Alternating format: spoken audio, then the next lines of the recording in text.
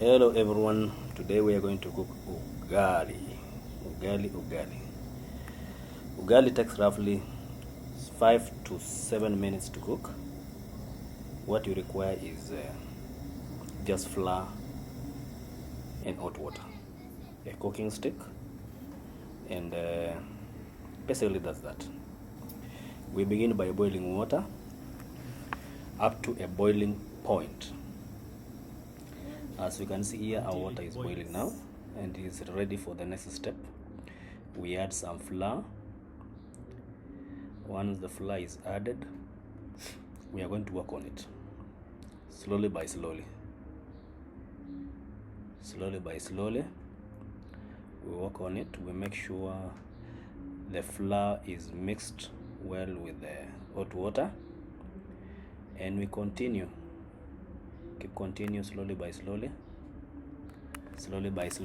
as we add more flour. While we are working on it, we make sure that we crush those lumps of flour, and the main objective of this cooking stick is to make sure that all this pounding erases all those lumps of flour.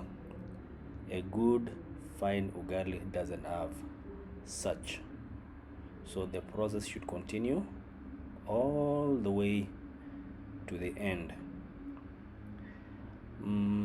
Yeah, we can see it's boiling. Once in a while you take a break, you let it simmer, you let it boil as you add more flour. As we are seeing over there, we're adding more flour slowly by slowly, and it's boiling as we can see, and the process is continuous, quite tedious, but 5 to 7 minutes shouldn't be long enough to tire, especially knowing that the end product is going to be a sumptuous sweet ugali. Ugali is an African meal made by made from maize flour.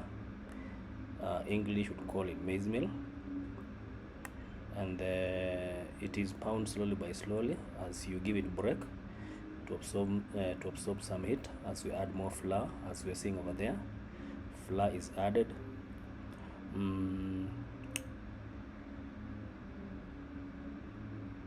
The texture of your ugali depends on what you desire. Some would want a very hard one, like people from Western Kenya prefer a very hard ugali. Uria, on the other hand, Uria eat ugali, if they do so, they'd want a very soft one. You can see the pounding there, the working on it is a procedure that we learn with the time. This ensures that the lumps of flour is removed. It shouldn't be really hard. It's a very easy process. It is actually innate. After some time, we are perfect in this business. Slowly by slowly, we can see now it is hard. The aroma is already there. Sweet smelling ugali. Shouldn't be long from now. So there we go. Slowly by slowly.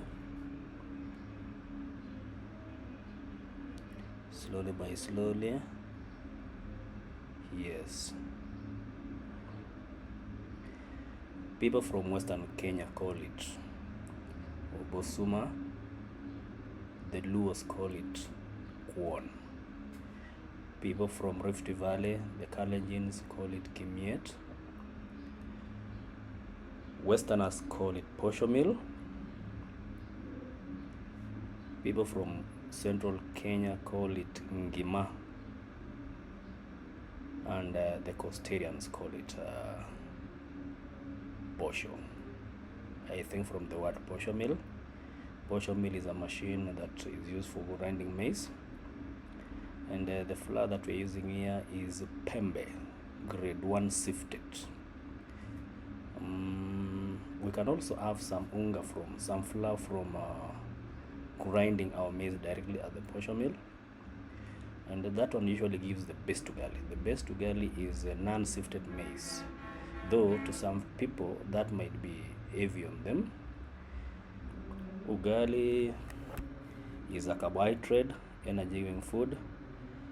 So grinding it directly from the portion mill gives you, this is grade 1 sifted, directly ground flour from the portion mill sometimes contain too much strength, and for those who work in offices might have too much energy. Processed processed maize means the corn doesn't have the oil. It has been processed to give cooking oil and other stuff, and the remnants contain what basically doctors consider as the bare necessity that is necessary to be had in ugali. So there we are. We can see from there the ugali is already done, and depending on where you come from, you can pick it up from there. Some would want to continue. Some would want to continue pounding and pounding, but once in a while you let it cook.